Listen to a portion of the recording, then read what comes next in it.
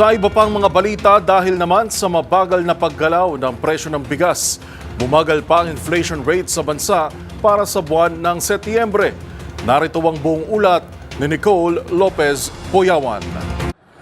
Bumagal pa ang inflation rate sa 1.9% para sa buwan ng Setyembre. Ayon sa Philippine Statistics Authority, resulta ito ng mabagal na paggalaw sa presyo ng bigas. Malaki ang ibinagal ng inflation rate noong nakaraang buwan mula sa 3.3% sa datos noong Agosto. Ito na rin ang may pinakamababang datos ng inflation simula noong May 2020 nang maitala ito sa 1.6% at pasok sa target range ng gobyerno sa pagitan ng 2 to 4%. Dagdag pa ng PSA, nakapag-ambag din sa mabagal na inflation rate ang gulay bukod sa bigas. Sa datos ng PSA, naitala na lamang sa 5.7% ang rice inflation mula sa 14.7% noong Agosto.